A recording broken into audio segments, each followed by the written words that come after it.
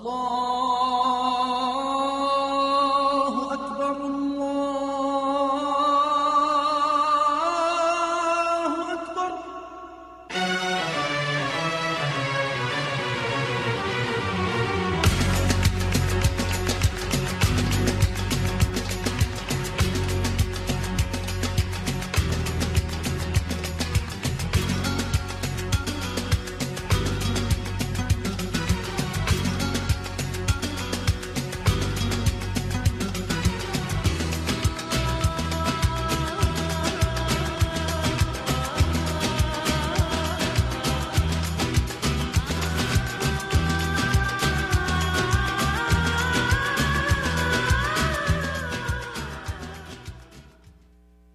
Good evening, I am Dr. Akl. I am a physician in Finland.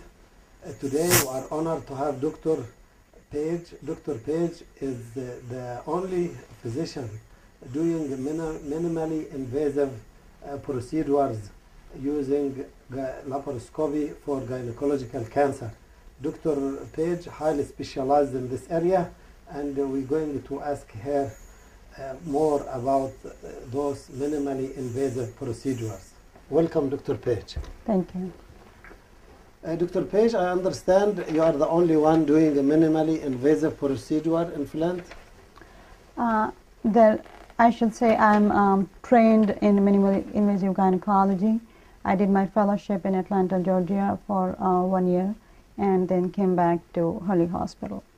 And you have been doing this for Hurley, and I understand you're doing this type of surgery on many tumors. On many cases, I mean. Yeah, yes. What is how you explain what is minimally invasive procedure? What you do exactly? Yeah, as the name indicates, minimally invasive surgery, unlike traditional surgery, we make very small incisions for hysterectomies, myomectomies, ovarian cystectomies, and basically we use camera which is equipped with fiber optic light and microscope, and then we can visualize inside organs on high definition monitors. So we make about 3 to 4 small half centimeter to 1 centimeter incisions, and depending on the type of the surgeries. And then once we have the proper view, then we use our instruments from other small incisions to do the surgeries. Okay, good. And how you compare that to an open surgery? Yeah, as you know, the open surgeries, you make a big incision which are about anywhere from 10 centimeters to 15 centimeters for regular hysterectomy. So, and in minimally invasive surgery, you make like a centimeter incisions. So there's less trauma to the body, far less blood loss, and there's very little scarring. Patients' recovery time is faster. Hospital stay is minimal. So and there are many benefits for the patients. And patients recuperate sooner. They do any kind of surgery, and that's a good thing about laparoscopic surgery, that any surgery you do, basically they heal from the small incisions you make. Most of the time they are up and about the same day, go home within 24 hours, and most of the patients, they are back to work within 2 weeks. Excellent. And could you tell me, you're doing specifically for gynecological conditions? Yes. Okay. Could you enumerate those conditions where you could do such a beautiful job? Yeah, like patients who have conditions we call fibroid uterus. These are benign tumors of the wall of the uterus. Patients with abnormal bleeding, uterine bleeding, patients with different kind of ovarian cyst or adnexal masses, the masses of tubes and ovaries. We can deal all these conditions with laparoscopic surgery. And then another part of minimally invasive surgery is hysteroscopy, where we have the lighted viewing instruments in which we don't even have to make the incision on the belly. We just go through the natural orifices, openings, and take care of the problems inside the uterus, like polypectomy, removing the polyps from the uterus, removing small fibroids from the uterus. So essentially, you do majority of surgeries, essentially. Essentially, you can do most of these regular surgeries, everyday surgeries with minimally approach. Do patients know about that? Patients do have, educated patients do have awareness, but I think that's another part we have to deal with.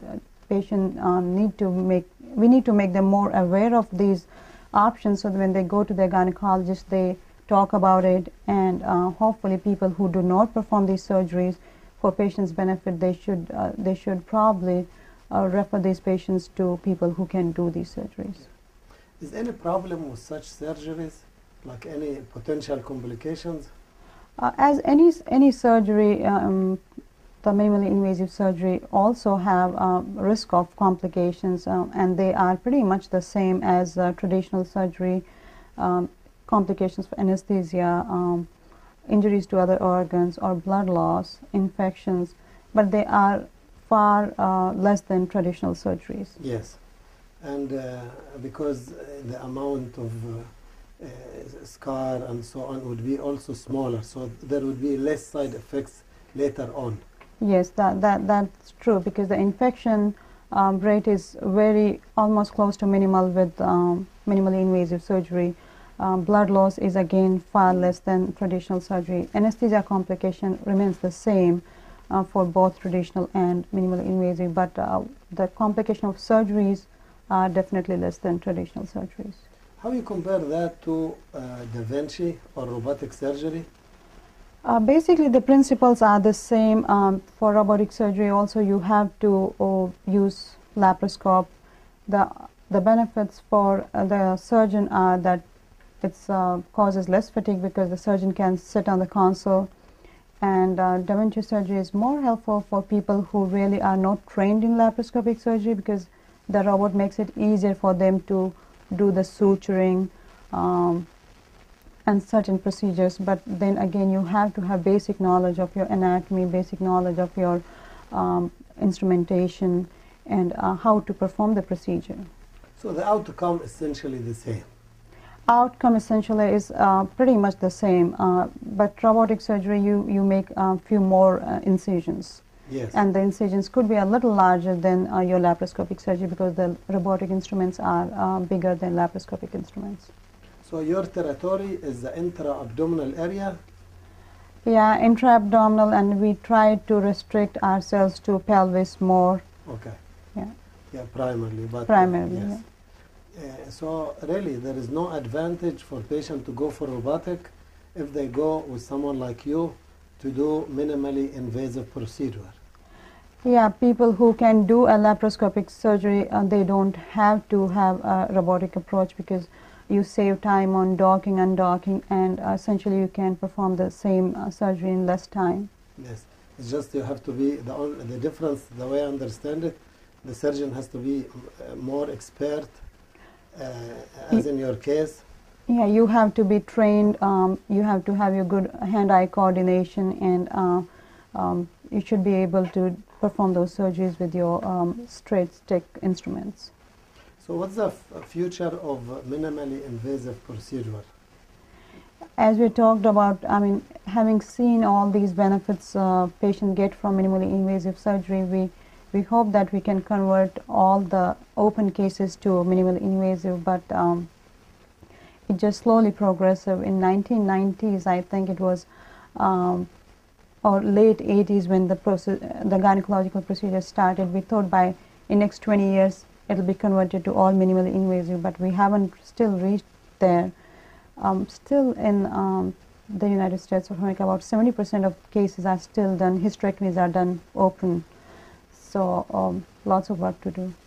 The most common surgery probably hysterectomy. Yes, after cesarean section, the most common gynecological surgery is hysterectomy, and 70% of them are still being done open cases. What about emergencies? Could it be done based for emergency situations, or mainly elective? No, we can do, and actually for that's how initially it was started for ectopic pregnancies, as we call, like tubal pregnancies. When they come in emergency with pain or bleeding, if they are if they are hemodynamically stable, that means that their blood pressure and pulse and they are stable, then we go ahead and do laparoscopic surgery, and then they are able to go home within few hours. Yes, that's very interesting. Is any specific area you wanted to talk to educate the primary care physicians who essentially refer the cases to you? Just want to give them any announcement, or you want to tell them more information they might want to need to know about your minimally invasive procedure? Yeah, I think it's important the women who go to their primary care that they emphasize on their annual exams or any problems, and sometimes ask them. Sometimes the patients are not very open to discuss their gynecological problems with their primary care physicians. So it's important that they ask if they have any gynecological problems, or do the pelvic exam, and if there is any problem or masses, or any patient has any symptoms, then it's good to talk to them about the options and refer to appropriate personnel. Do the primary care aware of that? I think some of them are, but it's still not widely spread. The awareness has to spread, and that's what we were planning at early, that probably we should go and meet different primary care groups and spend some time with them and maybe make a small presentation about minimally invasive surgery in gynecology, and that way people will know that we are doing these surgeries here. Will be more aware of it. They'll be more aware of it, yeah.